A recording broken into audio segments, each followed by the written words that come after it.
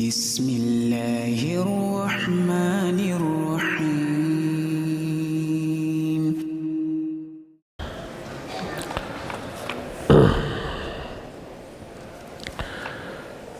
Bismillahirrahmanirrahim. Assalamualaikum warahmatullahi wabarakatuh.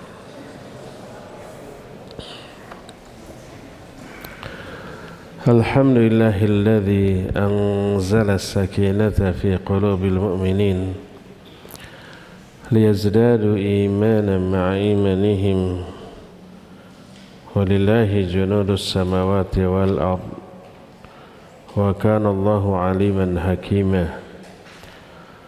وأشهد أن لا إله إلا الله وحده لا شريك له إقرارا به وتوحيدا وأشهد أن محمدا عبده ورسوله صلى الله عليه وعلى آله وأصحابه وسلم تسليما مزيدا وبعد. Hadirin jamaah Masjid Al-Aziz Bandung yang Allah muliakan, para pendengar radio Tarbiyah Sunnah Bandung, juga radio-radio lain yang ikut menyiarkan kajian kita di sore hari ini, para pemirsa beberapa stasiun TV, serta para netizen. Alhamdulillah kita kembali berjumpa untuk membahas Kitab Riyadhus Shalihin. Dua pertemuan pertama kita sudah membahas tentang kitab ini, muqaddimah, dan berkenalan dengan muallif, dengan pengarangnya. Sekarang kita masuki bab pertama. Bab pertama ini diberi judul oleh muallif Al-Ikhlas wa ikhdharun niyyah fi jamil a'mal wal aqwal al-barizati wal khafiyah. Bab tentang ikhlas dan menghadirkan niat di dalam semua amalan dan ucapan, baik yang nampak ataupun yang tersembunyi. Di dalam bab ini muallif menukil beberapa ayat di dalam muqaddimahnya. Syekh Salim bin Eid al-Hilali memberi syarah atau penjelasan terhadap beberapa ayat yang dikutip oleh Imam An-Nawawi ini. Pertama, beliau memulai dengan bahasan makna ikhlas. Kata beliau, al-ikhlas huwa ayyurada bil amali wajhullahi ta'ala la ghairuh wa dhalika ahadu syuruti qabulil amal wa hiya arba'ah. Ikhlas artinya meniatkan amalan untuk meraih wajah Allah dan bukan yang lainnya. Dan ini, ikhlas ini termasuk salah satu syarat diterimanya amalan. Sedangkan syarat diterimanya amalan ada 4. Pertama, nisfuha syarta sihhatin. Setengah dari 4 syarat ini disebut 2 syarat sahnya amalan. 2 syarat sahnya amalan ini, pertama ikhlas dan as-shawab, benar. Adapun ikhlas sudah kita definisikan tadi. Ikhlas itu meniatkan amalan untuk meraih wajah Allah. Ini sebenarnya masih umum, masih global. Rinciannya atau yang lebih detail, yang lebih mencakup, ikhlas itu meniatkan amal untuk meraih apa-apa yang ada di sisi Allah. Seperti yang di sisi Allah itu rahmatnya, ampunannya, pahalanya, keridhaannya, termasuk surganya, perlindungannya dari api neraka, itu semua yang ada di sisi Allah, yang Allah janjikan kepada hamba yang beramal. Tapi sering disebut wajah Allah, maknanya ingin memperoleh karunia terbesar di surga, bisa melihat wajah Allah, karena melihat wajah Allah itu mencakup seluruhnya. Melihat wajah Allah berarti di surga. Melihat wajah Allah berarti Allah ridha. Melihat wajah Allah berarti pahala dan rahmat teragung, terbesar. Dan itu hanya bisa dilihat di surga. Allah berfirman, wujuhu yawma idzin nadhirah ila rabbiha nadhirah. Pada hari kiamat nanti ada wajah-wajah yang sumringah, berseri-seri, karena mereka bisa melihat wajah Allah. Adapun yang di neraka tidak. Allah berfirman, kalla innahum ar-rabbihim yawma idzil lamahjubun. Itu surah Al-Mutaffifin. Kalau yang tadi surah Al-Qiyamah. Kalla, sekali-kali tidak. Innahum, sesungguhnya mereka maksudnya ahli neraka, an rabbihim, dari melihat Allah, yauma idzin, pada hari itu, la mahjubun, benar-benar terhalang. Para ahli neraka terhalang, tidak bisa melihat wajah Allah. Berkata Imam Syafi'i rahimahullah, kalau orang kafir di neraka tidak bisa melihat Allah, maka ini menjadi dalil orang mukmin di surga bisa melihat Allah. Nah, meniatkan amalan agar bisa melihat wajah Allah yang mulia. Lilladzina ahsanul husna waziyadah. Bagi orang-orang yang berbuat kebaikan, al-husna, ada balasan yang lebih baik. Al-husna itu bentuk muannats dari al-ahsan. Al-ahsan itu lebih baik atau terbaik. Muannatsnya husna. Bagi orang yang berbuat kebaikan, ada balasan yang lebih baik daripada amalan mereka.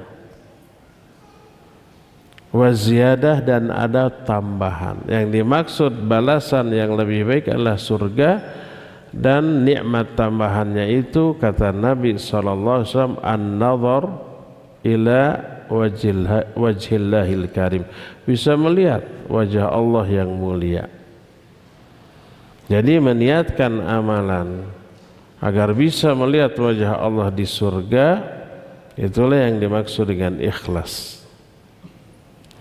Di dalamnya tercakup mengharapkan keridhaan Allah, pahala dari Allah, surga Allah, ampunan Allah, dan seterusnya.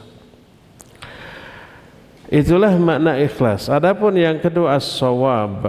Makna as-shawab secara bahasa adalah benar. Apa makna atau maksudnya? Huwa muwafaqatul amal li sunnati Rasulillah sallallahu alaihi wasallam as-sahihah. Makna benar adalah amalan itu sesuai dengan contoh atau sunnah Rasul sallallahu alaihi wasallam yang sahih. Pelaksanaannya semuanya yang berkaitan dengan ibadah atau amalan tersebut nyontok kepada Nabi sallallahu alaihi wasallam. Inilah dua syarat sahnya amalan, ikhlas dan shawab atau benar. Benar itu artinya sesuai dengan sunnah Nabi SAW. Baik buruknya amalan dilihat dari dua ini. Sebagaimana firman Allah dalam surah Al-Mulk, alladzi khalaqal mauta wal hayata liyabluwakum ayyukum ahsanu amala. Allah lah yang telah menciptakan hidup dan mati untuk menguji kalian. Siapa di antara kalian yang lebih baik amalnya? Lebih baik bukan lebih berat, bukan lebih panjang, bukan lebih lama, tapi lebih baik. Makna lebih baik, kata Fudail bin Iyad, ahsanuhum amala, artinya ay akhlasuhum wa aswabuhum, yang paling ikhlas dan paling benar. Kalau ikhlas, niatnya ditujukan untuk meraih apa yang ada di sisi Allah, untuk bisa melihat wajah Allah di surga. Kalau benar, maknanya sesuai dengan sunnah Rasul sallallahu alaihi wasallam. Itulah dua syarat sahnya amalan, ikhlas dan benar. Ikhlas artinya meniatkan untuk meraih wajah Allah, benar artinya sesuai dengan Quran dan sunnah, pelaksanaan. Wan nisful akhir syarta kamalin, 2,5 syarat lagi disebut 2 syarat sempurnanya amalan. Kan tadi disebut syarat diterimanya amalan ada 4, 2 ikhlas dan benar. Ini disebut 2 syarat sahnya amalan. 2 lagi, setengahnya lagi 2 syarat sempurnanya amalan. Apa 2 syarat sempurnanya amalan ini? Pertama, al-akhdhu bil quwwah. Secara bahasa al-akhdhu bil quwwah itu mengambil dengan sepenuh kekuatan, mengambil ajaran ini dengan sepenuh kekuatan. Maksudnya melaksanakan dengan segenap kemampuan, dengan semaksimal yang kita bisa. Mengerahkan seluruh kemampuan, itu al-akhdhu bil quwwah. Yang kedua, al-musara'ah. Al-musara'ah itu bersegera, tidak ditunda-tunda, tidak dinanti-nanti, tidak taswif. Taswif itu nanti. Kata orang Sunda mah teu lengle, teu talangke, teu hararese, teu kaleket. Itu pekerjaan orang yang mager karena sudah PW. Naon mager teh? Malas gerak. Posisi wenak sudah begitu, cungkelik cungkedang sudah saja. Ada adzan, nantilah zuhur kan ada 3 jam, gitu ya. Taswif namanya. Jadi syarat yang 2 terakhir ini termasuk syarat yang harus dipenuhi agar ibadahnya ini diterima loh. Tidak cukup ikhlas dan muwafaqah atau sesuai dengan sunnah, enggak. Kalau ada orang ikhlas gitu ya, sesuai dengan sunnah tapi ditunda-tunda, atau melaksanakan ala kadarnya, tidak sungguh-sungguh, atau jangankan Allah subhanahu wa ta'ala yang maha sempurna, innallaha thayyibun la yaqbalu illa thayyiba. Allah itu maha thayyib, maha baik, dan tidak mau menerima kecuali yang baik. Kita aja yang tidak sempurna nyuruh orang beramal, berbuat, melaksanakan pekerjaan, tapi orang itu asal-asalan, ala kadarnya. Kesel atunya. Kamu teh niat kerja apa enggak sih? Bisa-bisa dipecat, ganti sama yang lain, tidak diterima hasil pekerjaan dia yang asal-asalan.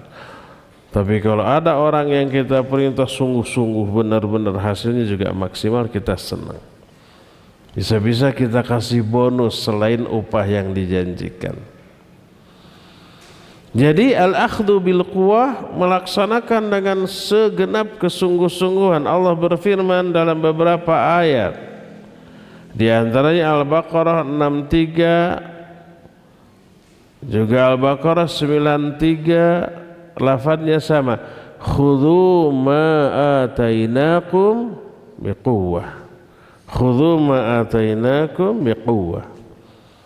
Ambil apa yang kami berikan kepada kalian dengan sepenuh kekuatan. Juga dalam surah Al-A'raf ayat 145 Allah berfirman, fakhudha biquwwah wa'mur qaumaka ya'khudhu bi ahsaniha.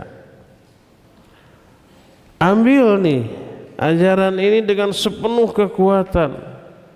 Maksudnya laksanakan dengan semaksimal mungkin, wa'mur qaumaka, dan perintahkan kaummu untuk mengambil ini dengan sebaik-baik cara pelaksanaan.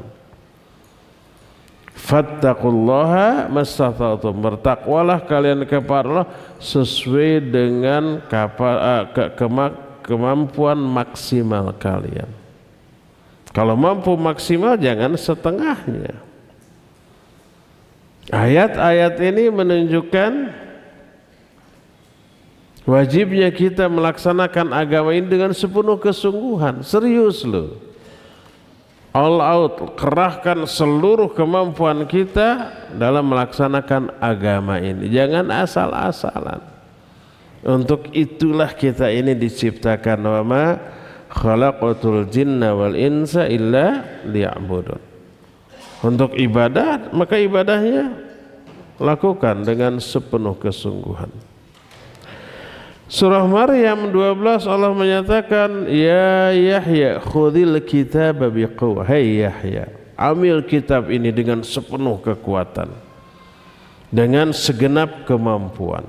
Ini ayat-ayat yang menjelaskan bahwa agama ini harus dilakukan dengan sepenuh kesungguh-sungguhan, mengerahkan segenap kemampuan, mengorbankan semua yang bisa kita korbankan demi agama ini.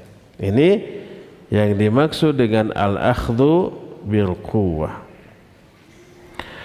Syarat keempat, al-musara'ah, bersegera. Dan bersegera dalam menunaikan perintah hukumnya wajib. Pertama ada perintah untuk bersegera. Kedua ada larangan untuk menunda-nunda. Adapun perintah, Allah berfirman, kata Allah, wasari'u ila maghfiratin min rabbikum wa jannatin arduha as-samawati wal ard u'iddat lil muttaqin. Itu dalam surah Ali Imran. Kata Allah, wasari'u, bersegeralah kalian. Untuk apa?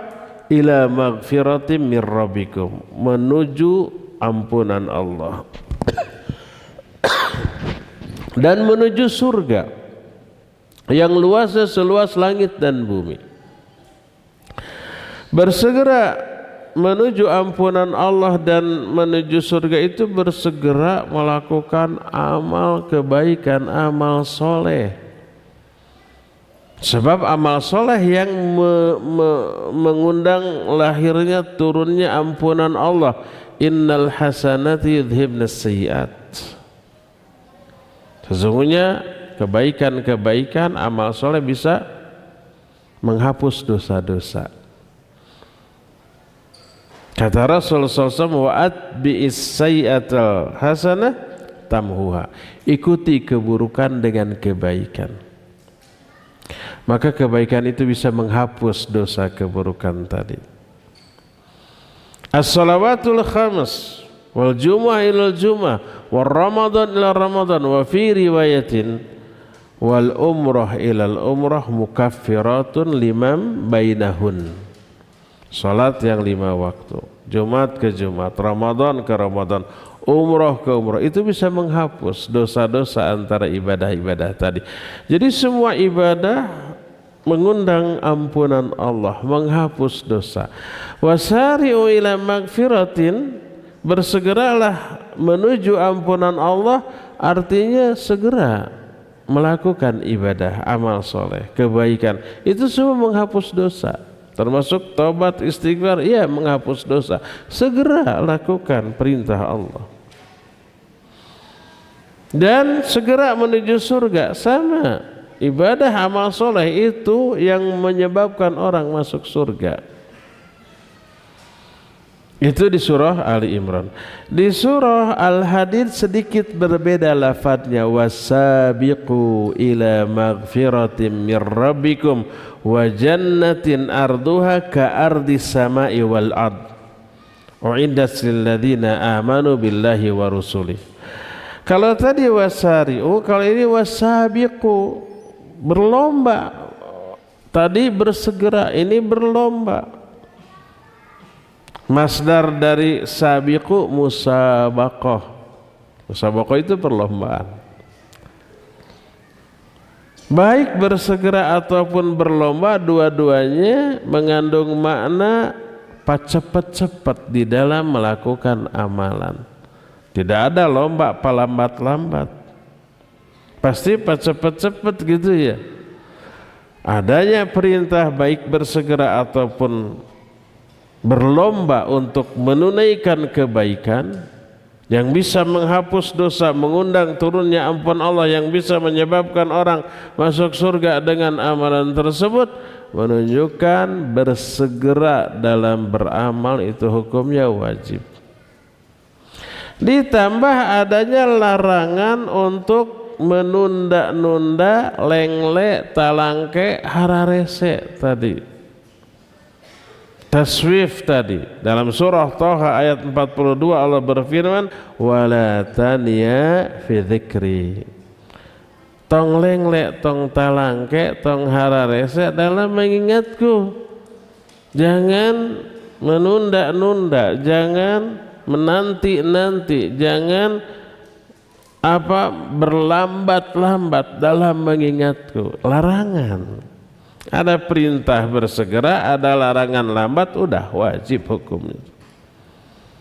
Berdasarkan hal itulah maka orang yang sholatnya asal-asalan, orang yang sholatnya menunda-nunda dari awal waktunya, termasuk ke dalam kategori sahun. Fawailul lil musallin alladzina hum an salatihim sahun. Imam Az-Zahabi dalam kitab Al-Kabair, itu dosa-dosa besar tuh.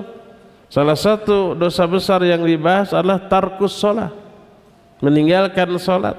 Lalu dibahas jangankan meninggalkan sholat, melalaikan sholat saja sudah dosa besar, diancam dengan ayat fawailul lil musallin. Lalu beliau merinci contoh-contoh melalaikan sholat. Di antaranya adalah menunda-nunda dari awal waktu. Selain tidak khusyuk, selain melakukan sholat ala kadarnya, asal-asalan, masuk ke dalam kategori sahun yang terancam dengan wail. Inilah 4 syarat diterimanya amalan. Camkan. Penuhi 4 syarat ini dalam setiap ibadah. Pertama, ikhlas.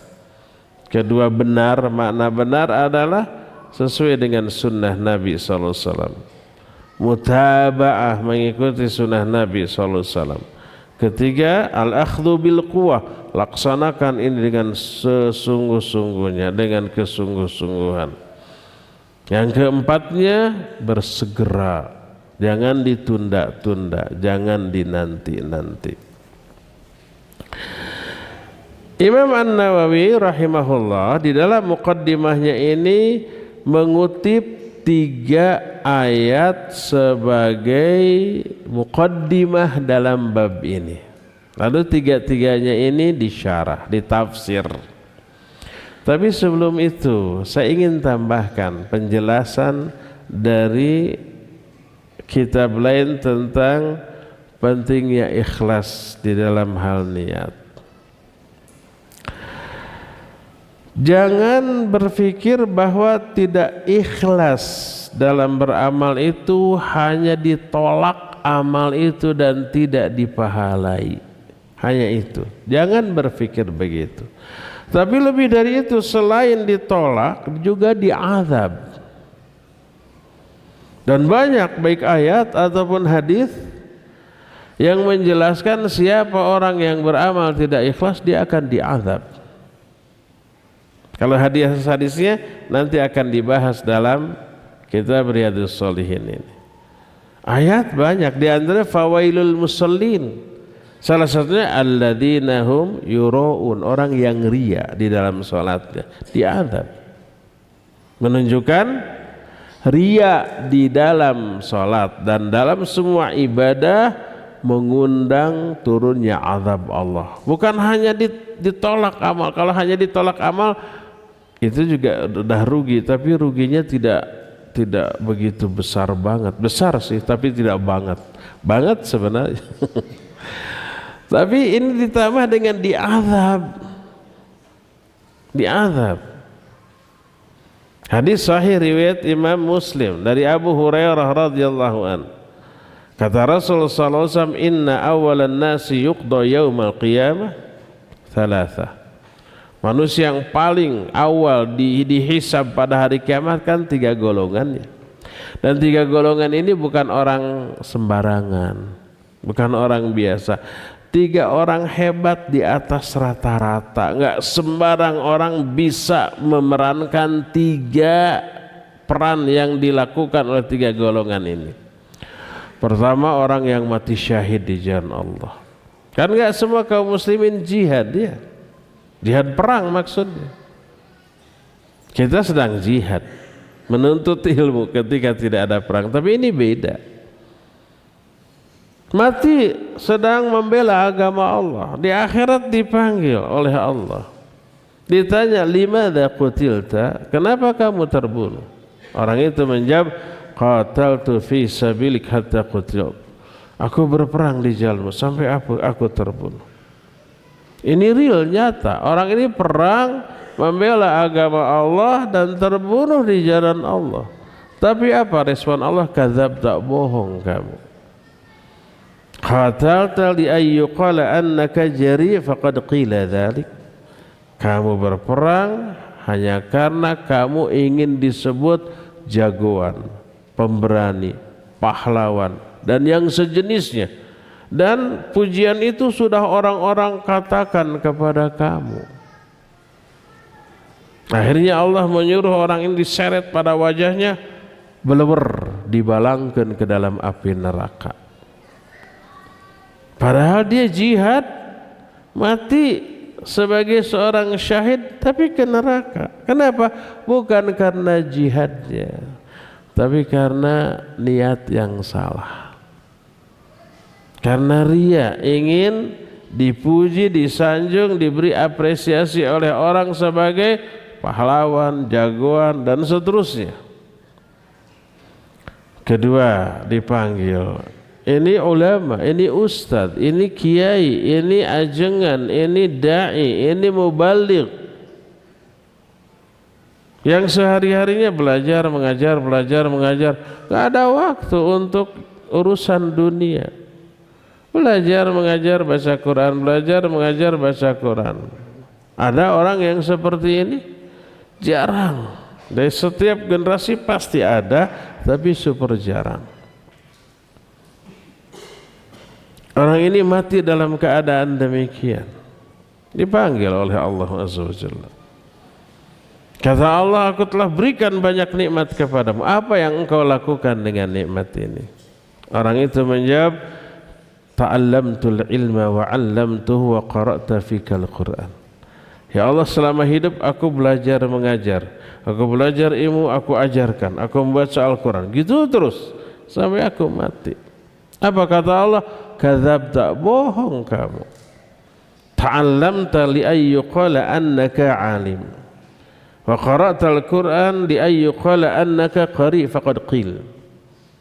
Kamu memang belajar ilmu, tapi niat kamu belajar itu agar kamu disebut seorang alim, ingin dikenal, ingin disebut ustadz beken, mubaligh terkenal, dai sejuta ummahat, yang kayak begitu. Dan memang pujian orang sudah mereka tujukan kepada kamu, kamu sudah memperoleh pujian yang kamu inginkan. Pelawang itu orang dialungkan, dibalangkan kepada neraka. Waliyadzubillah. Ketiga, orang yang hartawan dan dermawan sampai hartanya habis dipakai infak, sedekah, tutulung kanu butuh, tatalang kanu susah, pakai meremaweh kapa pada manusia, habis hartanya demi membantu orang lain. Dipanggil, aku berikan harta yang banyak kepadamu, apa yang kamu lakukan dengan harta itu? Orang ini menjawab, ya Allah, tak ada satupun momen yang engkau suka untuk aku berinfak di momen itu kecuali aku infak. Ada masjid dibangun, dia sumbang. Ada ma'had dibangun, dia sumbang. Ada yayasan dakwah butuh ini, dia bantu. Ada fakir miskin, ada janda-janda tua, ada orang yang butuh dibangun. Semuanya dibantu. Kata Allah, bohong kamu. Kamu berbuat semua itu agar kamu disebut sebagai seorang dermawan. Dan kamu sudah dipuji dengan sebutan itu. Dimasukkan ke dalam neraka. 3 orang hebat tuh. Dengan amalan yang hebat, jarang orang mampu melakukannya, tapi 3-tiganya ke neraka. Bukan karena amalannya, tapi karena apa? Niat yang salah. Ingin memperoleh balasan dari orang. Jadi semua itu menunjukkan risiko dari ketidakikhlasan dalam beramal. Tidak hanya ditolak itu amalan, tapi juga diazab. Selain sudah capek berbuat, sok belajar mengajar baca Quran capek apa tidak? Jihad capek apa tidak? Capek, tapi nggak kepake, malah diteke. Capek gawe, teka pake, bari yang diteke, bete. 4 tuh kerugian. Itu yang pertama. Kedua, ini tak kalah mengerikannya. Risiko dari ketidakikhlasan adalah, waliyadzubillah, ya, semoga Allah melindungi kita dari hal ini, mati dalam keadaan su'ul khatimah. Artinya buruk di akhir kehidupannya, ditutup dengan dosa, dengan maksiat. Para Nabi alaihi salatu wasallam bersabda, al-amal bil khawatim. Amal itu tergantung amal terakhir dari kehidupan. Kalau mati husnul khatimah, dosa yang lalu terhapus. Kalau mati su'ul khatimah, kebaikan yang lalu terhapus. Tuh, dari mana kita tahu bahwa ketidakikhlasan menyebabkan mati dalam keadaan su'ul khatimah? Antum pasti pernah mendengar hadis. Mungkin hadis ini sering dibahas oleh para ustadz. Di pondok-pondok pesantren hadis ini wajib dihafal. Hadis ini terdapat dalam kitab Arba'in An-Nawawiyah. Cuma 40 hadis, 42 lah. Salah satu di antara hadis dalam kitab Arba'in ini menyatakan, ini di pertengahan kalimat, pertengahan hadis, kalimat ada di pertengahan hadis ini. Innar rajula la ya'malu bi amali ahli jannah hatta la yakuna bainahu wa bainaha illa dira' fayasbiqu alaihi alkitab fayamalu bi amali ahli nar fayadkhuluha wal iyadzu billah. Ada orang mengamalkan amalan-amalan ahli surga. Dia ibadah, amal soleh, menjauhi dosa, maksiat terus, sehingga tidak ada yang memisahkan antara dia dengan surga kecuali sehasta, sesiku, tinggal selangkah lagi masuk surga. Tapi apa yang terjadi? Fasbiqu alaihil kitab, ketetapan Allah mendahului. Dia berhenti ibadahnya, berhenti amal solehnya, berbelot mengamalkan amalan-amalan ahli neraka, dosa maksiat, mati dalam keadaan demikian, dia masuk ke dalam neraka. su'ul khatimah. Dan contoh dalam kehidupan yang seperti ini banyak. Awalnya ibadahnya hebat, tapi kemudian berhenti dari ibadah, berbelot kepada keburukan. Timbul pertanyaan, kenapa tuh orang itu awalnya ahli ibadah, beberapa saat menjelang kematian berhenti ibadah, berbelot maksiat, mati dalam keadaan demikian? Kenapa tuh? Dianalisa oleh para ulama. Di antara Imam Ibnu Rajab Al-Hambali rahimahullah, ketika mensyarah hadis tadi, syarah hadis arba'in ini ditulis oleh Imam Ibnu Rajab dalam kitab Jami'ul Ulum wal Hikam, ditambah 10 hadis lagi jadi 52an gitu. Beliau menerangkan hadis ini, kenapa orang tersebut berhenti ibadah terus berbelot menjadi maksiat, mati dalam keadaan demikian. Kata beliau, berhentinya dia dari ibadah menunjukkan dicabutnya hidayah oleh Allah dari orang itu. Dan itu indikator ibadah yang selama ini dia lakukan itu tidak diterima, ditolak. Sebagai bukti ditolak, Allah cabut hidayah. Allah campakkan keinginan untuk dosa maksiat, lalu dia lakukan dan mati dalam keadaan demikian, su'ul khatimah. Kenapa ibadah itu tidak diterima, ditolak oleh Allah? Mungkin, kata dia, tidak terpenuhi syarat-syarat diterimanya ibadah. Mungkin tidak ikhlas, mungkin tidak mutaba'ah, mungkin dua-duanya. Akhirnya ditolak. Ayat hadis tentang ditolaknya orang yang tidak ikhlas banyak. Allah berfirman dalam salah satu hadis qudsi riwayat Imam Muslim, ana aghna syurakai ani syirki faman amila amalan asyraka fihi ma'i ghairi taraktuhu wa syirkah. Aku ini, kata Allah, zat yang paling tidak membutuhkan sekutu, tidak membutuhkan saingan. Siapa orang yang mengamalkan satu amalan, amal yang aku perintahkan, tapi dia menduakan aku, menyekutukan aku dalam hal niat dengan yang lain, aku tinggalkan dia, aku tinggalkan perbuatan syiriknya. Enggak diterima oleh Allah. Kalau niatnya dibagi dua, sebagian untuk Allah, sebagian untuk memperoleh apresiasi, pujian atau sanjungan dari manusia. Tah, kata orang Sunda, mal karo'oh Allah kuno kitu patut mah. Walaupun niat untuk yang lain itu kadarnya lebih sedikit, mungkin 5%, 95% untuk Allah. Enggak. Karena apa? Keburukan itu untuk merusak sesuatu yang baik enggak perlu banyak. Ular itu untuk membunuh manusia enggak perlu menyemprotkan bisa segelas, enggak, cukup 1-2 tetes mati itu orang. Ada peribahasa, karena nila setitik rusak susu sebelangga. Susu sebelangga itu satu panci besar. Susu tuh ada nila racun setitik dibuang semua, ditolak. Keburukan itu sedikit saja bisa merusak semuanya. Oleh karena itulah, maka kalau ada orang, ada riya walaupun sedikit menyebabkan orang itu ditolak amalannya oleh Allah Azza wa Jalla.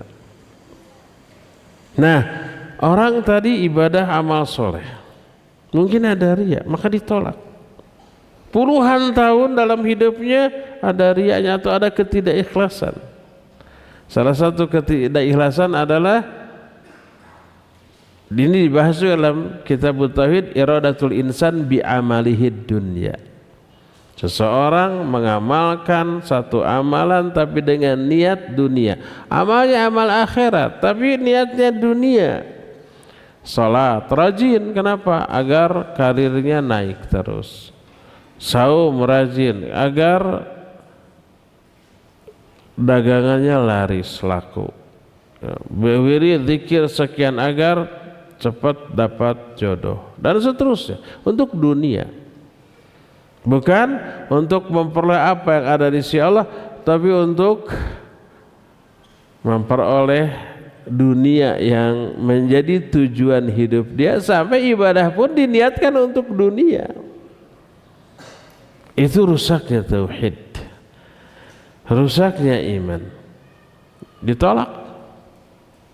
Atau ikhlas lillahi ta'ala tapi tidak mutaba'ah, tidak muwafaqah lis sunnah, tidak mengikuti contoh dari Nabi SAW dalam mengamalkan perintah Allah, ditolak juga. Kata Nabi SAW, man amila amalan laisa alaihi amruna fahuwa raddun. Siapa yang mengamalkan satu amalan tapi enggak nyontoh kepadaku, ditolak. Man ahdatsa fi amrina hadza ma laisa minhu fahuwa raddun. Siapa yang mengada-adakan satu amalan dalam agama ini yang tidak ada contohnya dari aku, amalan itu ditolak. Di zaman nabinya tidak ada, diada-adakan sekarang lalu diklaim bagian dari agama, nambah-nambah, ditolak.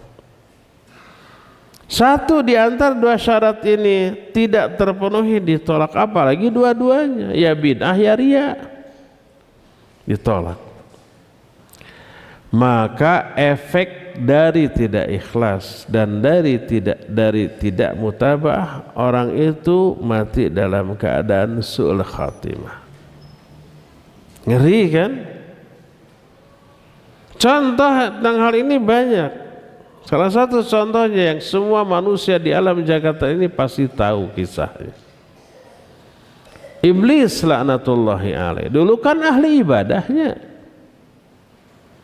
sampai saking hebatnya ibadahnya oleh Allah dimuliakan ini iblis. Salah satu kemuliaannya diangkat ke langit dan beribadah di langit, kata Imam Al-Qurtubi dalam kitab At-Tadhkirah, selama 80.000 tahun tuh. Sementara jin-jin yang lainnya itu mengadakan kerusakan di muka bumi, bunuh-bunuhan, maksiat, dosa, sampai Allah mengutus iblis dan para malaikat untuk memberantas jin-jin yang jahat itu. Diberantas semuanya tuh. Setelah itu sukses besar, diangkat lagi. Nah, ternyata ada ketakaburan dalam diri iblis. Takabur dengan ibadah dan prestasinya tuh. Ketakaburannya ini enggak ada yang tahu kecuali Allah Azza wa Jalla. Padahal ibadah yang benar harus melahirkan ketawadhuan. Makna ibadah itu artinya berasal dari kata abada, ya'budu, artinya merendah. Jalan yang nurug tugmudun tuturubun, subuh-subuh murukulub suuk buruk. Dalam bahasa Arab disebut tariq mu'abbad. Tariq mu'abbad itu jalan yang nurug tugmudun tuturubun tadi, menurun, merendah, mu'abbad. Karena memang makna ibadah adalah merendah, maka makna ibadah adalah al-khudu' wat tadallul. Makna ibadah adalah merendahkan, menghinakan diri di hadapan Allah. Semakin orang merendah, semakin orang menghinakan diri di hadapan Allah, semakin tinggi derajatnya di mata Allah Azza wa Jalla. Tapi sebaliknya, semakin orang merasa besar teh takabur. Gumede bahasa kita namanya. Gumede itu apa? Orangnya letik tapi ngerasa gede, gumede. Orang goreng patut ngerasa gelis disebut gumelis. Bodoh tapi merasa pinter, guminter. Jelek tapi merasa kasep, gumasep. Belajar bahasa Sunda mesan. Kecil tapi merasa besar, gumede, takabur. Semakin merasa gede, merasa tinggi, semakin rendah, semakin kecil, semakin hina di mata Allah Azza wa Jalla. Iblis merasa lebih dari yang lain karena ibadah dan prestasinya. Gak ada yang tahu kecuali Allah. Allah mau membongkar ketakaburan iblis ini dengan cara diciptakannya Adam. Makanya diberitahukan kepada malaikat, wa idh qulna lil malaikati inni ja'ilun fil ardi khalifah. Aku akan membuat khalifah di muka bumi. Dalam benak para malaikat, khalifah itu seperti jin-jin sebelumnya, mengadakan kerusakan di muka bumi, pertumpahan darah begitu. Makanya para malaikat bilang, ataj'alu fiha man yufsidu fiha wa yasfiku ad-dima' wa nahnu nusabbihu bihamdika wa nuqaddisu lak. Kenapa engkau akan menjadikan khalifah yang akan mengadakan kerusakan di muka bumi, mengadakan pertumpahan darah, padahal kami selalu bertasbih mensucikan engkau? Kenapa malaikat tahu? Karena sebelumnya begitu khalifah itu. Apa kata Allah? Inni a'lamu ma la ta'lamun. Apa makna inni a'lamu ma la ta'lamun? Aku lebih tahu apa yang kalian tidak tahu. Kata Imam Al-Qurtubi, aku mengetahui ketakaburan iblis yang kalian tidak tahu. Dan ini yang akan aku bongkar. Makanya pas Adam diciptakan, malaikat disuruh sujud, karena malaikat selama ini ikhlas, tulus, tidak ada ketakaburan, ketakjuban kepada diri dengan ibadah, langsung sujud. Pas iblis diperintahkan, gak mau. Aba wastakbara, dia enggan dan takabur. Ditanya, ma mana'aka alla tasjuda id amartuk, apa yang menghalangi engkau untuk sujud kepada Adam ketika aku perintahkan? Jawabannya, ana khairu minhu. Kelihatan kan takaburnya, aku lebih baik dari Adam. Khalaqtani min nar wa khalaqtahu min tin. Engkau ciptakan aku dari api, engkau ciptakan dia dari tanah.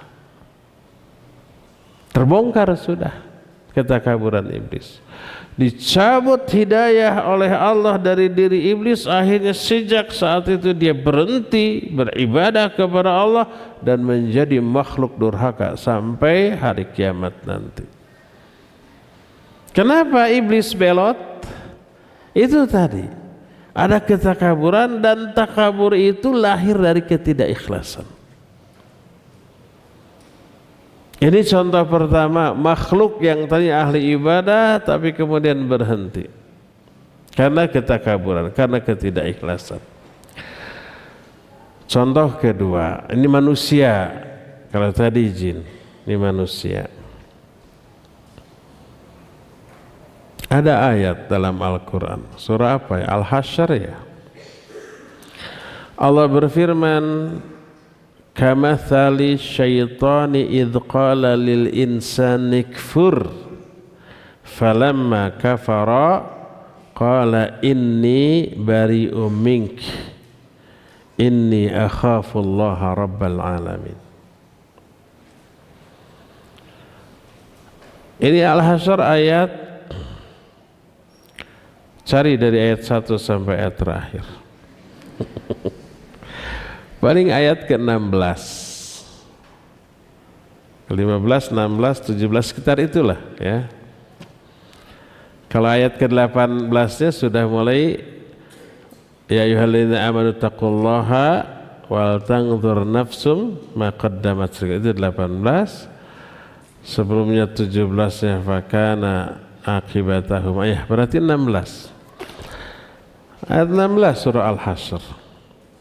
Kata Allah, ingat ketika syaitan berkata kepada orang, kepada manusia, kufurlah engkau. Orang ini nurut, kufur. Falamma kafara, ketika orang ini kufur, syaitan berkata, inni bari'um mink, aku berlepas diri dari kamu. Inni akhafullaha rabbal alamin, aku pun takut kepada Allah. Siapa orang yang disuruh kufur oleh setan dan nurut? Ternyata ini ahli ibadah. Di zaman Bani Israel, Rahib kerjanya dari kecil sampai dewasa sampai tua ibadah, digoda oleh setan laknatullahi alaihi untuk berhenti ibadah, nggak berhenti. Tapi setan punya jurus pamungkas melalui cara lain. Apa cara itu? Dikirimnya seorang perempuan wanita. Ada dua versi dalam kisah ini. Imam Ibnu Katsir ketika menafsirkan ayat ini menukil versi yang pertama bahwa ada 4 orang Bani Israel mau disuruh perang. Satu di antaranya perempuan. Kalau nggak perang bisa dihukum mati. Akhirnya mereka bingung, ini adik perempuannya digimanain. Akhirnya titip aja ke rahib ahli ibadah, dijamin aman sampai kita selesai perang kembali. Ini versi pertama. Versi kedua, seorang putri raja cantik jelita, gelisna kawanti-wanti, endahna kabina-bina. Oleh setan ditiup, gerebek, sakit. Gak ada tabib yang bisa menyembuhkan. Datang setan, menjelma menjadi orang biasa. Itu ada ahli ibadah rahib di sana, bisa mengobati, bawa ke sana, dibawa ke sana. Akhirnya diruqyah, didoain sembuh, alhamdulillah. Diberi hadiah nggak mau, pulang. Sampai di istana ditiup lagi oleh setan, gerebek deh nggak gerebek, terus begitu, dibawa lagi, didoain lagi sembuh. Kata setan, jangan dulu dibawa, titip saja di sana sampai sembuh benar gitu. Nah ya, akhirnya dua versi ini intinya sama-sama seorang perempuan dikirim ke rahib, dititipkan. Rahib ini awalnya menolak, nggak mau, tapi dipaksa. Ini oleh raja, ini oleh tentara lah bahasa kitanya sekarang. Kalau bukan kepada engkau, kepada siapa lagi? Kalau kami tinggal, adik kami berperang, kemudian ada yang jahat, gimana kamu ikut bertanggung jawab, berdosa gitu. Akhirnya diterima. Awalnya dipisah, dibangun di bangunan sana, rahib di bangunan sini. Setiap ngasih makan, si rahib hanya mengeluarkan makanan, piring keluar pintu ditutup, wanita itu keluar ngambil kembali lagi, begitu. Datang setan. Itu bahaya loh. Kalau nanti wanita itu keluar ada laki-laki yang hidungnya belang gimana? Lebih baik wanita itu tetap di sana, kamu yang antarin ke depan pintunya. Dipikir-pikir benar juga ya. Akhirnya dilakukan. Selangkah tuh setan masuk. Kamu nggak perlu ke sini, saya yang ke sana gitu. Awalnya disimpan di depan pintu, tok tok tok, dia pergi lagi. Begitu pergi, wanita itu keluar ngambil, sudah. Terus berlangsung berapa lama? Kata setan, kasihan wanita itu kesepian. Nggak ada orang yang ngajak bicara. Kamu masuk dulu, ajak ngobrol, pasti dia senang dan menyenangkan orang lain, itu ibadah. Setelah itu kamu keluar lagi kan gitu ya. Sekali dua kali tidak diturut, lama-lama kepikiran, iya benar juga. Apa yang terjadi? Lama-lama terjadi perzinahan. Hamil, panik enggak? Panik tentu saja. Aduh gimana? Sampai melahirkan anaknya. Allah gimana ini kalau raja atau prajurit ini tahu, pasti dia akan dibunuh. Datang setan, cekek aja anaknya, beres gitu ya. Akhirnya diturut. Dosa, nah gampang, tobat gitu tah. Dicekek mati, aman sudah. Datang lagi setan. Gimana kalau perempuan ini lapor tuh? Kamu bisa dihukum mati. Allahnya, hukum mati, bunuh aja lagi. dibunuh lagi. Nanti gimana lapor? Gampang. Pokoknya penyakitnya nggak bisa diobati, mati, pasti percaya kamu orang soleh ahli ibadah. Dicekek lagi mati. Ringkas cerita, versi pertama prajurit itu datang. Mana adik saya? Mati sakit. Ya sudah. Qadarullahnya sabar, percaya. Raja begitu mati nggak bisa disembuhkan, ya sudah. Beres masalah? Beres. Sementara. Tidak sementerus. Datang setan ke mimpi raja, itu putrimu, coba digali, siapa tahu dibunuh. Begitu juga ke mimpi 4 orang ini, itu adik kalian, siapa tahu dibunuh, gali. Sekali, 2 kali, mimpinya berulang-ulang. Tidak digubris, tapi lama-lama kepikiran, penasaran. Datang lagi digali, ternyata betul ada 2 kuburan dan ada tapak pembunuhan. Tak ada orang lain yang berbuat kecuali dia. Kamu kan ditangkap, dibunuh, diikat, mau dibunuh, dihukum mati. Datang setan kepada orang itu, kamu mau selamat? Ya, sujud kamu ke saya, sekarang saya akan selamatkan. Musyrik, nanti gampang, setelah selamat taubat daripada kamu mati dalam keadaan begini memalukan. Akhirnya orang ini sujud. Ketika sujud cakakak, si iblis tertawa sambil berkata, ini bari'u mink, aku berlepas diri dari kamu. Inni akhafullaha rabbal alamin, aku pun takut kepada Allah rabbul alamin. Ketika dia sujud, hukuman mati dilaksanakan. Mati dalam keadaan kufur, syirik, sujud kepada iblis. Coba lihat, puluhan tahun sampai tua ahli ibadah. Beberapa masa sebelum kematiannya dia terjerumus ke dalam jebakan setan sampai mati dalam keadaan kufur. Ini yang dimaksud dengan kamathali syaitani idh qala lil insani kfur falamma kafara qala inni bari'un mink inni akhafullaha rabbal alamin fakana aqibatahuma annahuma fin nari khalidaina fiha wa dzalika jazaa'ul zalimin. Ini contoh orang yang mati su'ul khatimah. Dianalisa oleh para ulama kenapa demikian.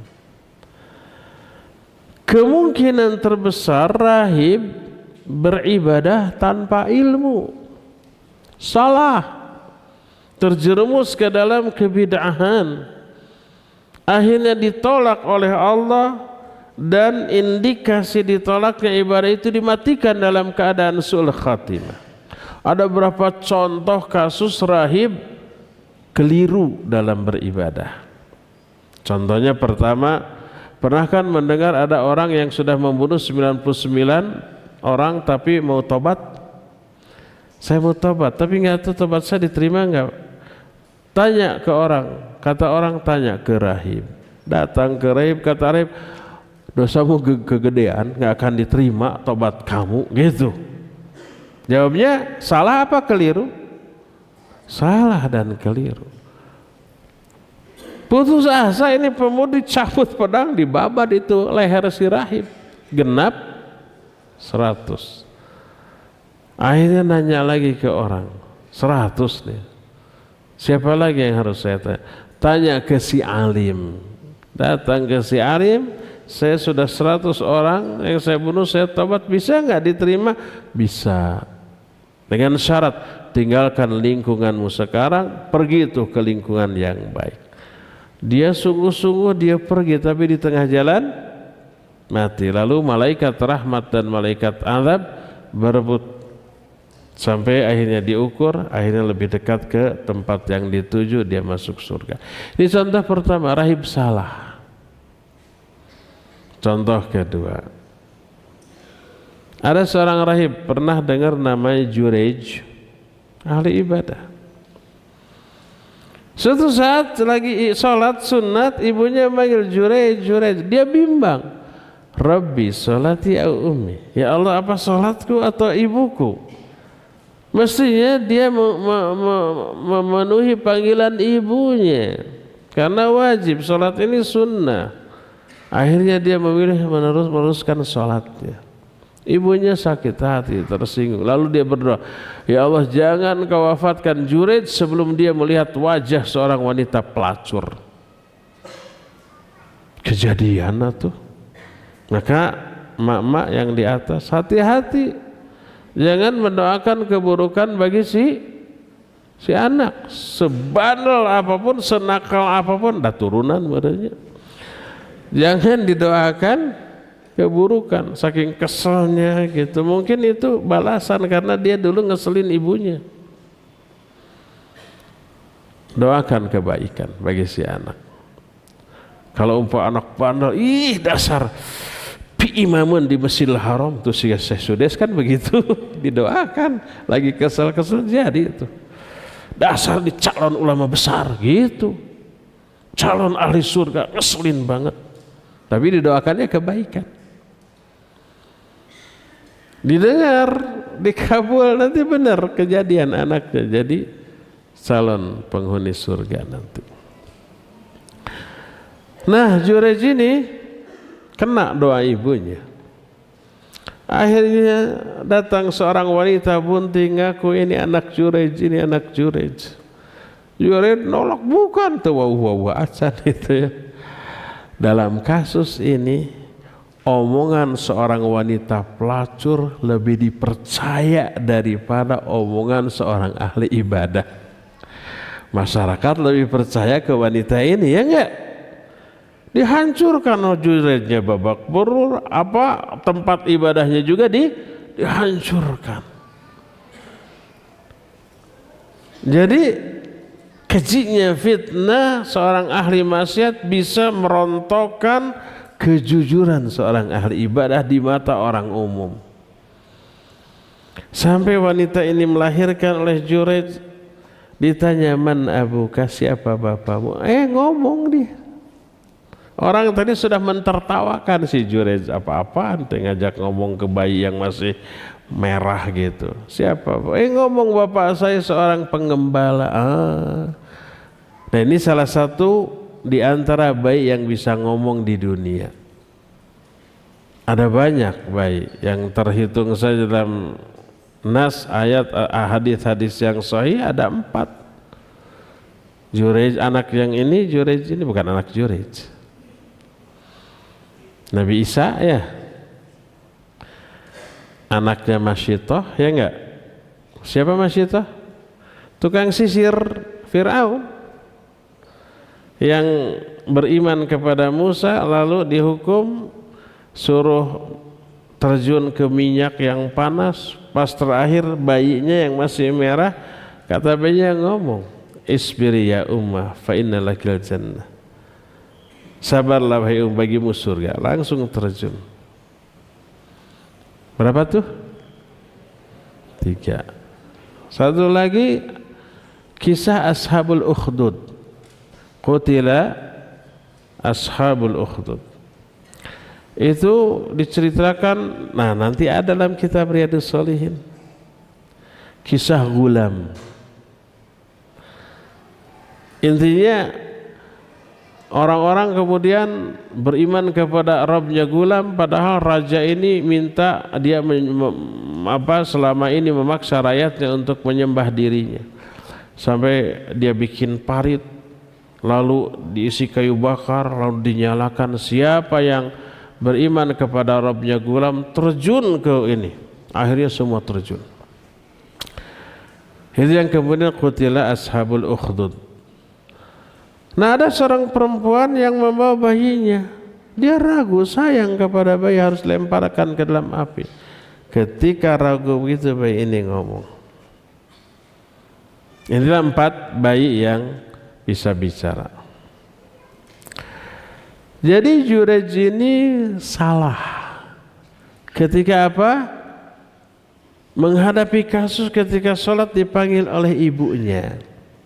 Ini menunjukkan kekurangan ilmu. Dan banyak lagi kasus contoh para rahib keliru karena kekurangan ilmu. Berdasarkan hal itulah maka salah satu penyebab orang mati dalam keadaan su'ul khatimah, kalau enggak ikhlas tidak mutaba'ah, mati dalam keadaan su'ul khatimah. Waliyadzubillah. Dan ini menunjukkan pentingnya keikhlasan. Dua yang saya terangkan, pertama, risiko dari ketidakikhlasan itu selain ditolak juga diazab, juga berisiko mati dalam keadaan su'ul khatimah. Ini hanya dua yang diterangkan di antara sekian banyak risiko ketidakikhlasan. Tapi dua yang tadi cukup mengerikan bagi kita untuk kita hindari. Jadi tetaplah menjaga keikhlasan ini, ya. Adapun ayat yang dikutip oleh Imam An-Nawawi di dalam Muqaddimah Ikhlas ini ada 3 ayat. Ayat pertama, Senin depan kita bahas, sekarang sudah habis waktunya untuk menjelaskan, tinggal tersisa untuk bertanya jawab. Dipersilakan untuk mengajukan pertanyaan. Wa sallallahu ala nabiyina Muhammadin wa ala alihi wa ashabihi wasallam.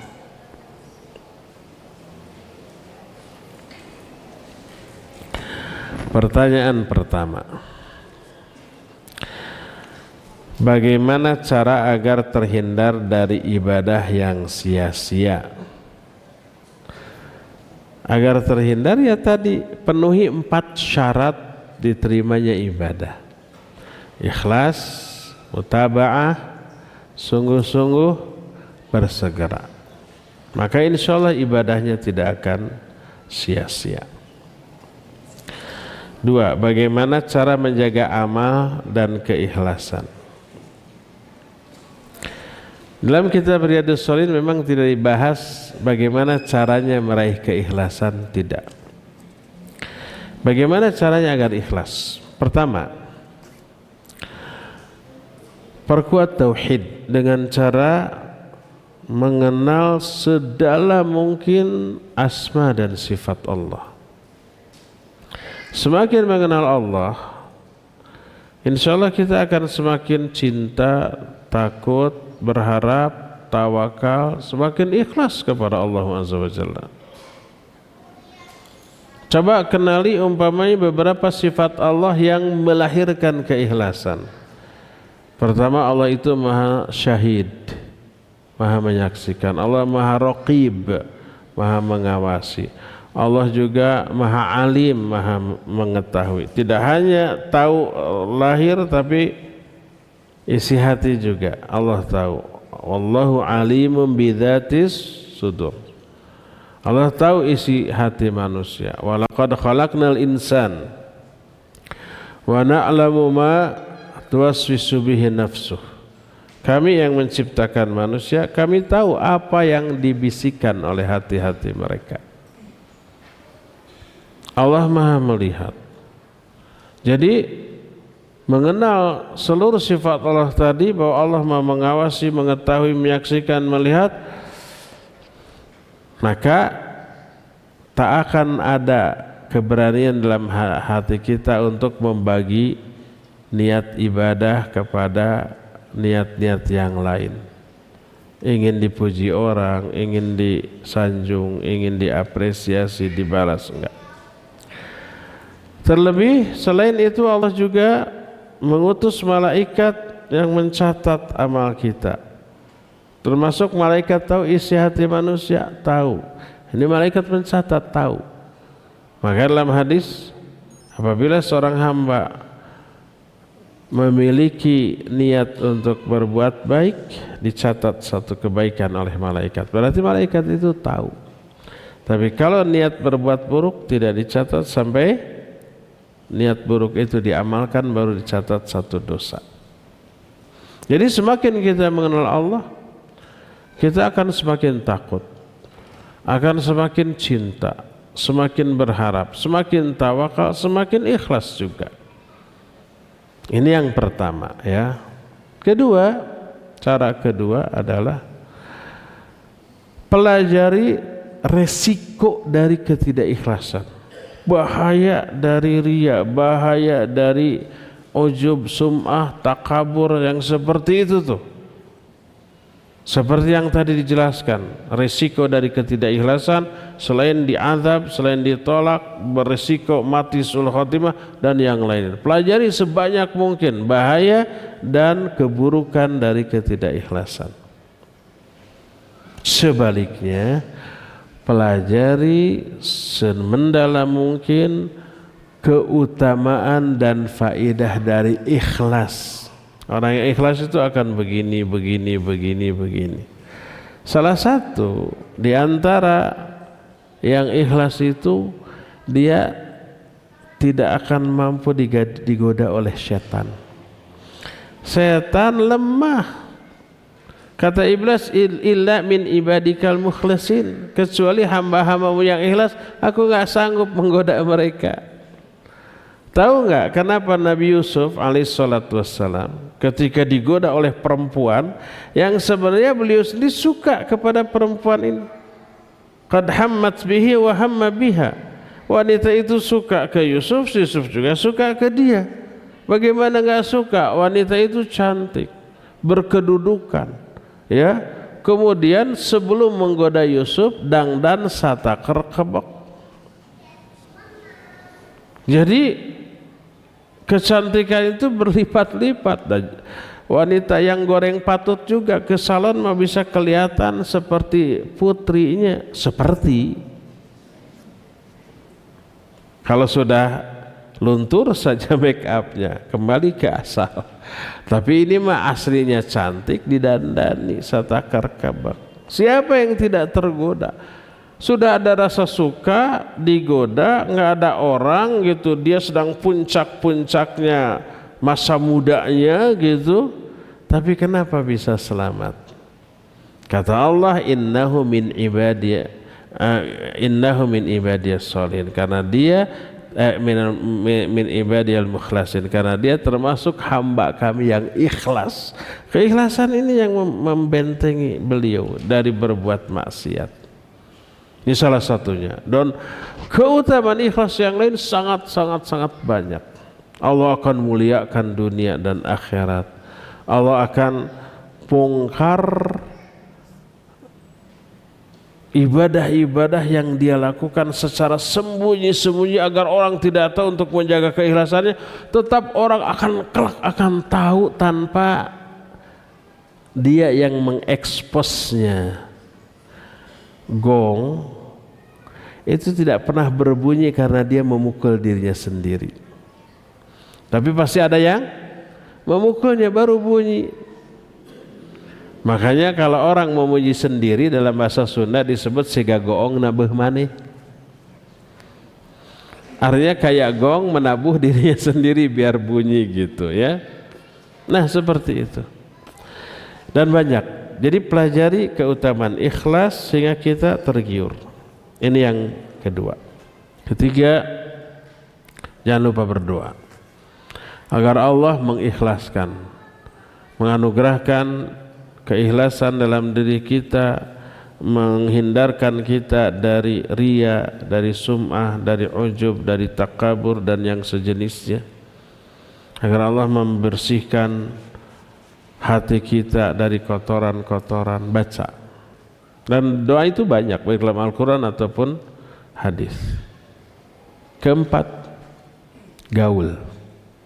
Bergaulah dengan orang-orang yang ikhlas, yang soleh, ahli ibadah, ahli ilmu, agar kita terbawa, terimbas oleh kesolehan, keikhlasan mereka. Pas umpamanya kita mau sedikit ujub dengan kelebihan kita, orang lain jauh lebih hebat dari kita tapi tawaduknya luar biasa. Pas kita ada celetukan seperti riya, maka ditegur dengan sebaik-baik teguran, dinasihati. Akhirnya lama-lama kita bisa ikhlas seperti mereka. Hindari pergaulan dengan orang-orang yang suka pamer, suka riya, suka mengekspos kelebihannya sendiri. Nanti kita ke bawah-bawah ya. Itulah diantara beberapa cara untuk menjaga keikhlasan.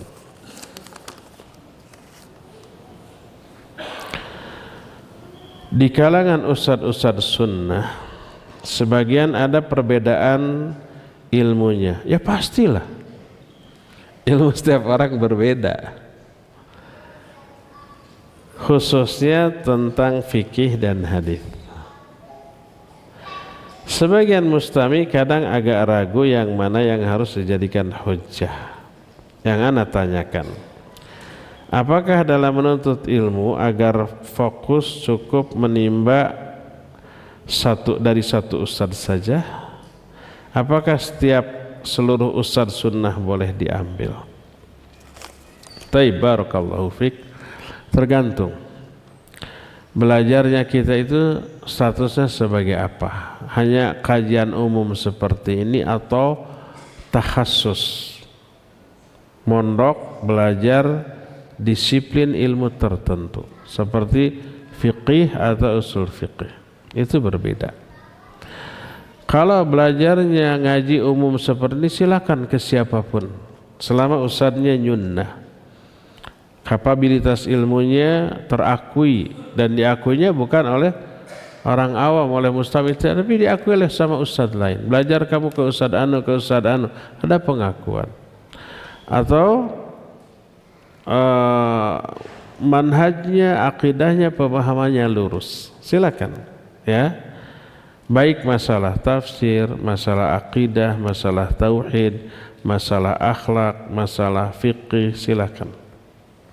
Adapun kalau kita belajar takhasus, ingin mendalami usul fikih, ingin mendalami fikih, maka fokuslah ke satu ustadz yang khusus mendalami masalah itu. Karena perbedaan pandangan usul fikih dan fikih ya tajam. Siapa yang belajar masalah satu cabang ilmu fikih atau usul fikih ke banyak ustadz, banyak ulama, dia akan dilanda kebingungan. Sudah fokus. Nah inilah yang disarankan oleh Syekh Al-Utsaimin dalam Kitabul Ilmi, ya, dalam Kitabul Ilmi. Termasuk dalam masalah hadis ya, masalah umpama ilmu hadis hanya cukup kepada satu saja. Sebab ada perbedaan baik metodologi atau kadang-kadang kaidah yang mereka cenderungi itu berbeda-beda. Makanya lahir perbedaan pendapat dalam masalah fikih di kalangan para ulama ahli fikih karena perbedaan metodologi. Ya, ini khusus ke satu, maka jangan lagi belajar kepada yang lain. Adapun kalau kita ngaji sekedar nambah ilmu secara umum, silakan ke siapa saja.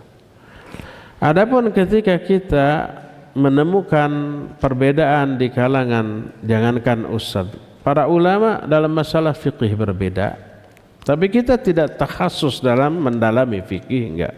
Hanya sekedar tahu untuk kita jadikan pegangan untuk amal kita, boleh ke siapa saja.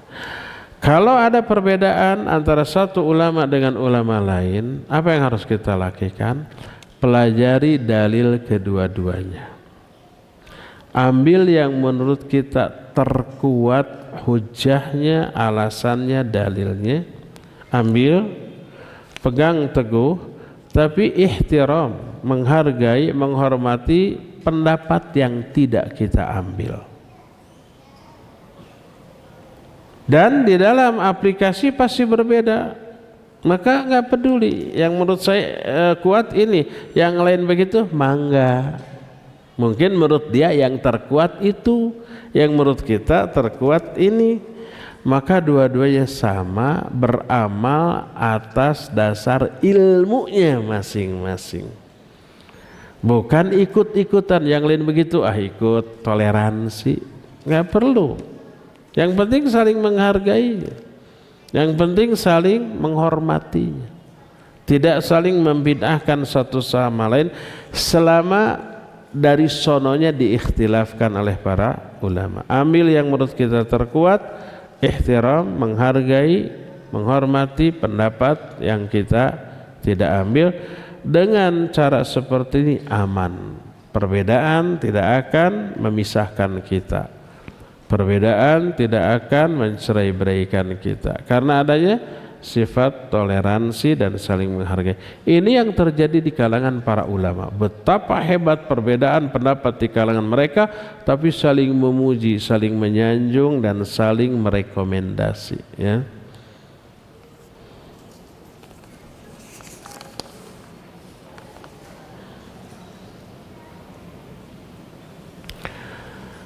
Bagaimana cara menjaga niat agar tetap ikhlas? Sudah tadi, ya, sehati dengan yang tadi. Jika saat beramal terbersit riya dan kita sadar lalu tobat, apakah amal kita tetap tidak diterima? Taib. Umpama kita sholat, masuk masjid nggak ada orang, kita sholat tahiyatul masjid, ikhlas karena Allah. Baru rakaat pertama ada orang masuk, dari suara batuknya dehem, ini calon mertua nih. Muncul ria, mumpung ada calon mertua, siapa tahu beres sholat langsung akad. Muncul ria mendadak. Apa yang harus kita lakukan? Munculnya keinginan untuk dipuji riya secara tiba-tiba itu adalah bisikan syaitan. Waswas, kata Imam Al-Qurtubi, waswas adalah bisikan syaitan yang isi bisikannya langsung muncul dalam hati tanpa ada suara terdengar di telinga. Langsung aja muncul, itu waswas syaitan. Jadi ketika muncul keinginan untuk riya, saat itu tidak berdosa, tapi teruji dia, karena itu bisikan setan untuk riya. Nah, apakah dia berdosa atau berpahala tergantung respon dia terhadap kemunculan keinginan riya itu. Apakah diikuti? Iya ya, mumpung ada calon mertua, lalu dihusuk-husukan sampai sesegukan gitunya, pura-pura nangis, ingin diapresiasi oleh mertua, dianggap soleh, berharap besok akad, maka dia dosa, maka ditolak amal tersebut.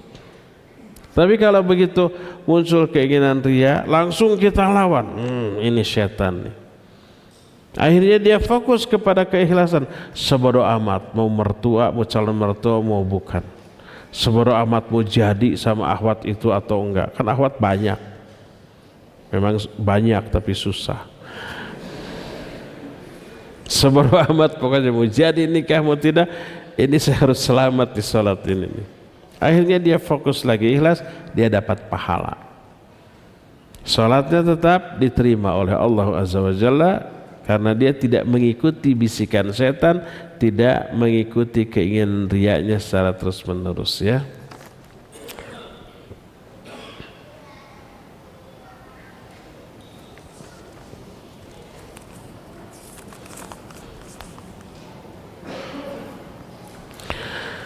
Di antara tugas malaikat adalah menyiapkan segala kebutuhan kegiatan di masjid. Ulangi. Di antara tugas marbot, malaikat. Rada santai ayat cilih dah. Di antara tugas marbot masjid adalah menyiapkan segala kebutuhan kegiatan di masjid. Bagaimana jika kegiatan termasuk bid'ah? Bagaimana harusnya sikap masuk? Ya, ta'awun alal ithmi wal udwan. Pindah ke masjid yang nyunnah. Itu saja. Simpel, ya. Apakah boleh ibadah karena mengharapkan yang diiming-imingkan oleh Allah? Boleh. Kalau Allah mengiming-imingkan, berarti boleh meniatkan untuk itu. Bagaimana kalau iming-imingnya dunia? Boleh. Ada asal. Itu bukan niat pokok, hanya salah satu. Umpamanya Nabi SAW menyatakan, man ahabba ayub sata fi rizqih wa ayun syafi athari falyasil rahimah. Siapa orang yang ingin diluaskan rizkinya dan dipanjangkan umurnya, hendaklah dia silaturahmi. Silaturahmi ibadah yang agung. Tapi Nabi mengiming-imingi dengan iming-iming dunia. Diluaskan rezeki, dipanjangkan umur, itu kan dunia ya. Lalu ada orang yang habita dengan hadis ini lalu meniatkan silaturahmi untuk ini, boleh? Boleh.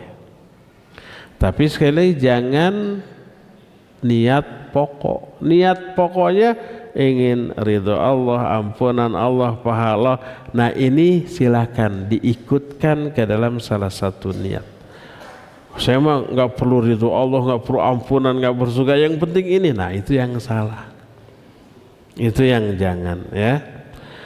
Allah berfirman, "Matsalul ladzina yunfiquna amwalahum fi sabilillah kamatsali habbatin anbatat sab'a sanabil fi kulli sumbulatin mi'atu habbah." Perumpamaan orang yang infak di jalan Allah seperti satu benih. Dari satu benih tumbuh menjadi 7 batang, dari setiap batang tumbuh 100 benih. Satu batangnya 100 benih, ada 7 batang jadi 700. Satu benih jadi 700. Siapa yang infak Allah ganti 700 kali lipat di dunia ini.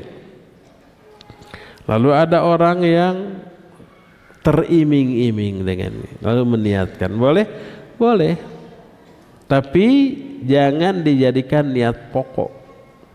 Niat pokoknya tetap ini ibadah, ingin pahala, ingin ridho Allah, ingin surga Allah, ingin rahmat, ingin ampunan Allah. Cuma ini diikutkan. Boleh. Ingin juga hartanya ditambah oleh Allah Azza wa Jalla.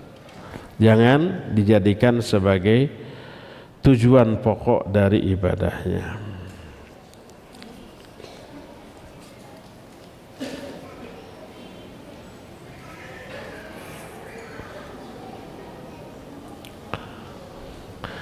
Anak kurang likuiditas. Apa likuiditas? Anak kurang likuiditas atau uang cash untuk hidup, usaha dalam anak kurang likuiditas atau uang cash untuk hidup, untuk usaha. Jalan keluar terbaiknya gimana? Bagus pinjam ke orang atau jual aset? Jual aset. Jangan pinjam kalau masih memiliki aset, ya. Insya Allah Allah permudah.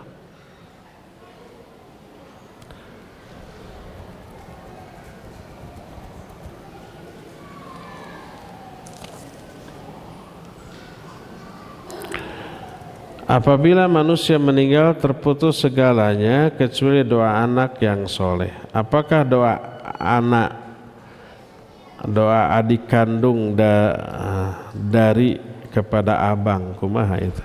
Apakah doa anak, adik kandung dari kepada abang, anak yang sudah meninggal diterima dan dikabulkan? Iya, tidak terbatas kepada anak soleh saja. Doa siapapun yang masih hidup kepada orang yang sudah mati, ada hubungan atau tidak, bahkan kenal acan, kalau mendoakan, doanya dikabulkan, itu bermanfaat bagi si mayit. Didalili oleh banyak ayat dan hadis yang sahih. Di antaranya Allah berfirman, walladzina ja'u min ba'dihim yaquluna rabbana ighfir lana wa li ikhwanina alladzina sabaquna bil iman. Dan orang-orang yang datang setelah mereka, maksudnya setelah para sahabat, datang generasi berikutnya tabi'in, mereka berdoa, ya Allah ampuni dosa kami dan dosa orang-orang yang lebih dahulu dari kami. Mendoakan generasi sebelumnya, padahal tidak ada hubungan.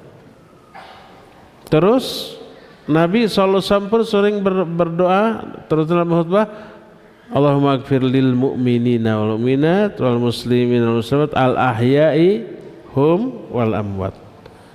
Mendoakan orang-orang yang baik yang masih hidup ataupun yang sudah mati. Dan ini doa ini dibaca oleh banyak khatib di seluruh dunia. Termasuk doa dalam sholat jenazah. Kadang-kadang kita tidak kenal yang mati yang kita sholatkan, ya enggak? Ada yang meninggal kita ikut menyolatkan. Doa dari yang hidup kepada yang mati, padahal kenal pun tidak. Ini menunjukkan siapapun yang masih hidup mendoakan yang sudah meninggal, baik kenal atau tidak, baik ada hubungan atau tidak, ya bisa bermanfaat bagi si mayit. Tapi kalau ada hubungan seperti orang tua dan anak, guru dengan murid, adik dengan kakak, suami dengan istri, itu lebih kuat lagi. Karena adanya pasti ada kebaikan antara mereka berdua sebelum kematiannya. Kadang-kadang kita berbuat baik ke tetangga gitu. Tetangga merasa berhutang budi lalu kitanya mati, itu mendoakan walaupun tidak di dalam sholat jenazah. Apakah doa tetangga kepada kita bermanfaat bagi kita? Bermanfaat bagi kita, ya. Ini yang pertama. Lalu kenapa dikhususkan anak soleh? Nah, harus ada perbedaan. Ada dua hal di dalam mendoakan orang yang mati. Hal pertama adalah pahala dari doa itu. Mau dikabul mau tidak, doa itu sudah berpahala. Jadi siapapun yang berdoa itu berpahala bagi dia. Adapun anak soleh, pahala bagi dia, pahala bagi orang tua. Jadi pahala dari doa itu sampai. Itu pertama, pahala dari doa. Kedua, dikabulkannya doa. Kalau kita mendoakan orang lain yang sudah mati, kita punya pahala atas doa kita, tapi pahala kita tidak sampai kepada orang yang mati itu. Tapi isi doa kita bila dikabulkan bermanfaat bagi orang mati yang sudah yang kita doakan tadi. Gitu. Paham kan? Jadi kalau anak soleh mendoakan orang tuanya, orang tua dapat keuntungan double. Pertama, pahala dari doa si anak. Yang kedua, dikabulkannya isi doa si anak. Apakah doa anak untuk orang tua yang sudah meninggal pasti dikabulkan? Belum pasti. Tapi berpahala nama pasti. Nah, pahala ini yang juga sampai ke orang tuanya. Wallahu a'lam. Sudah habis waktunya, mohon maaf tidak semua pertanyaan terjawab karena terbatasnya waktu. Insya Allah kita akan jumpa kembali di hari Senin yang akan datang, melanjutkan bab ikhlas masih muqaddimah ini. Subhanakallahu bihamdik, asyhadu an la ilaha illa anta, astaghfiruka wa atubu ilaik, walhamdulillahi rabbil alamin. Wassalamualaikum warahmatullahi wabarakatuh.